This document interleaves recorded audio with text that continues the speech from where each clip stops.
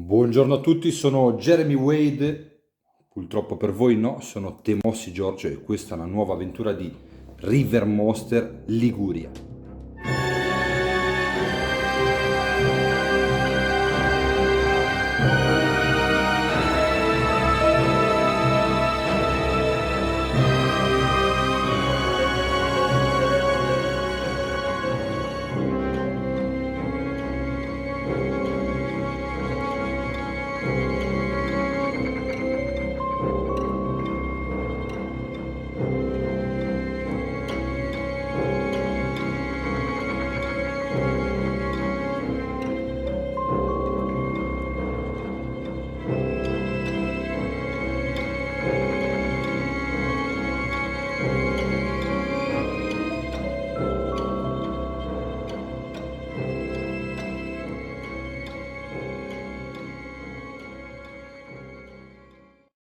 Come gli X-Men ci insegnano, strane mutazioni per la sopravvivenza sono sempre dietro l'angolo. Il periodo estivo della balneazione è ormai alle porte e stranissime segnalazioni di attacchi ci giungono da tutte le spiagge della Liguria. Forse i pesci, stufi delle incursioni dei turisti foresti, hanno mutato le loro abitudini alimentari. Scopriamolo insieme in questa nuova avventura di River Monster Liguria.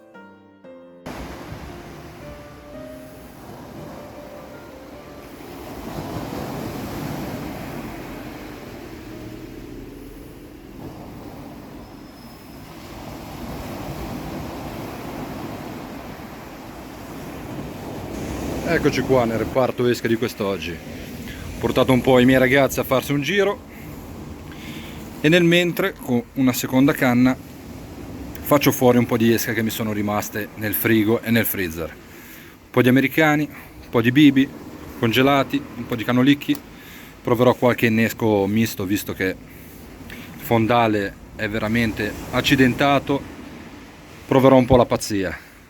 Mischierò un po' le esche, ve le farò un po' vedere, un po' di soluzioni quando, come in questo caso, non si trovano negozi aperti. Quello che ci avanza comunque lo possiamo utilizzare. Allora, iniziamo a vedere un po' il primo innesco.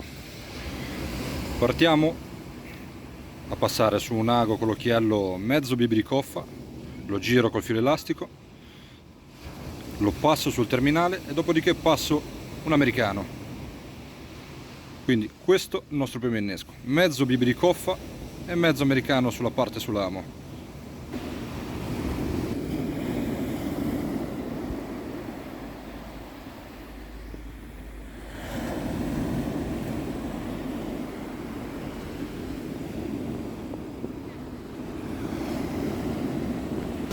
Eccoci qua, 2 giorni di incredibile pioggia fortissima, smette di piovere quest'oggi e ci proviamo. Siamo su un fondale misto, uno spot che abbiamo già visto e rivisto, ma quest'oggi ci si riprova.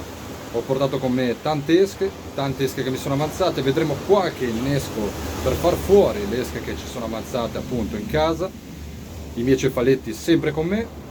Sono le 5, alle 5 e mezza, picco di alta marea. Staremo qualche ora anche durante la sera e si inizia, amici. Mare cattivo ma sta scendendo, incrociamo le dita e si parte.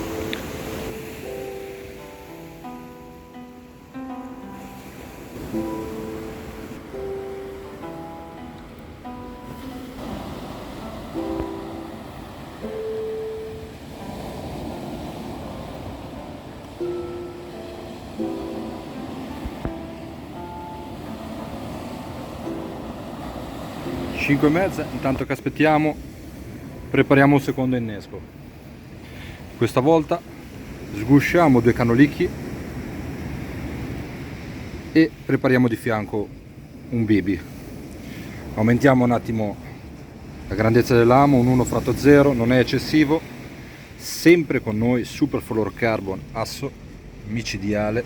Aumentiamo anche il diametro del filo. In queste condizioni non abbiate paura a salire di filo di diametro di filo perché le condizioni lo permettono.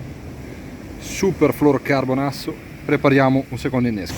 Ok, dopo alcuni minuti di preparazione ecco il nostro innesco, un innesco molto grande, il corpo bibi rigido, sotto 2 canolicchi girati insieme e la parte terminale la lascio libera a muoversi. Un odore fortissimo, un innesco molto grande.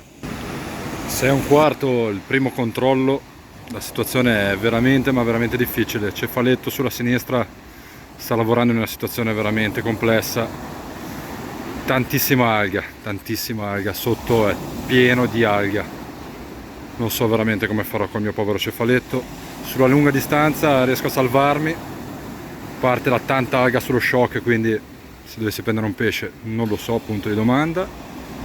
Tantissima corrente fuori, adesso ho messo lo 40, vediamo un po' come andrà.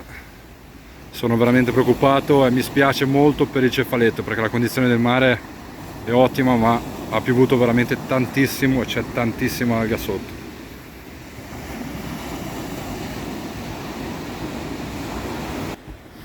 Allora, controllino delle 7:30, nella parte centrale sta transitando dell'alga, quindi il nostro cefalo era completamente avvolto. Sono riuscito a salvarlo, speriamo che si riprenda dentro il secchio, l'ho cambiato. Nella parte sinistra più o meno pulito, diciamo che dopo un'ora in acqua comunque il cefalo va a trovarsi, a scontrare, a portarsi dietro tutto quello che trova. C'era un po' di alghetta ma un po' meglio, quindi cambiamo all'estremità. Cefaletto ho sforzato leggermente di più per portarli un po' più avanti, perché secondo me, diciamo, le alghe stanno transitando nella parte finale di spiaggia. E invece in mezzo adesso prepariamo la terza canna. Eccoci qua, dopo alcuni minuti, visto che gli americani sono particolarmente piccoli, ne ho montati 2 di seguito per farne uno più grande. Opto per un secondo fluorocarbon di Casa Asso, Fluorocasting, un fluorocarbon 100% fluorocarbon, grazie a un particolare trattamento, è particolarmente morbido e resiste bene alle abrasioni. In un fondale misto come quello di oggi va più che bene, lo consiglio veramente tanto.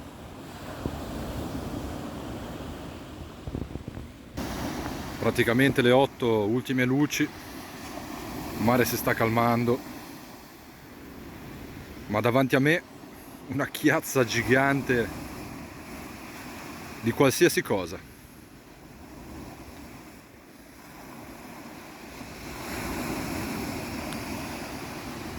La fortuna è cieca, ma la sfiga ci vede bene. Quindi, ricapitolando in breve, Super Fluorocarbon 040, 100% fluorocarbon per i cefaletti, innesco col vivo.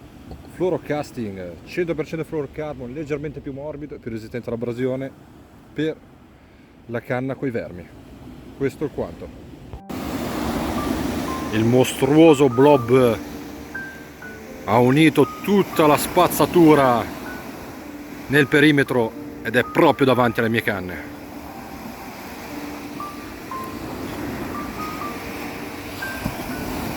Un'altra sfida ci aspetta.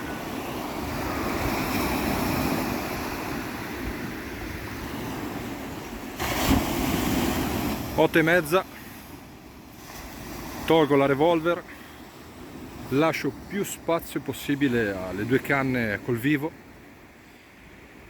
alle 2 estremità della spiaggia, più spazio possibile, in caso dovesse partire qualcosa. Ormai la luce è andata, inizia la fase serale, il cambio di luce, è un po' quel momento dove i predatori iniziano ad avvicinarsi. Tanto sporco davanti a noi, purtroppo ancora tanta alga, ma incrociamo le dita. Cefaletti nuovi 0,40 fluorocarbon, ametti leggermente piccolini, un 1/0 visto che i cefali non sono eccessivi, e si riparte.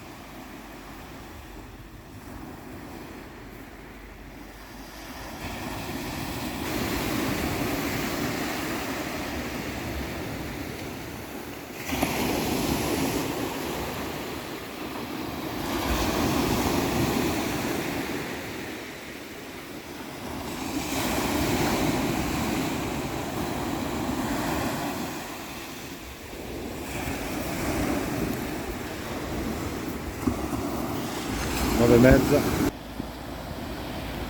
probabilmente l'ultimo controllo tutte e due le canne completamente nuovamente immerse nelle alghe. Speravo che il momento più brutto fosse passato, ma si ripropone. Cefaletti completamente soffocati nelle alghe, ancora vivi, li ho sostituiti, ne ho tanti. Cerco sempre di dare nuove forze, nuove energie. Diciamo che mi ha tagliato un po' le gambe questo ultimo recupero, perché speravo veramente che la situazione sotto fosse migliorata. In ogni caso incrociamo le dita, ultima oretta. Allora, nella mia vita ne ho viste parecchie. Questa qua è la canna che stavo usando col vivo, che uso sempre col vivo. Questo è il pesce che ha mangiato il mio cefaletto, un sarago reale. Questi sono i miei due ami, tanto per farvi capire che non sto scherzando. Non so dove sia finito il cefaletto, non mi interessa neanche, è in fondo a questa bocca, lo possiamo vedere laggiù in fondo, lo vediamo bene, non ho parole.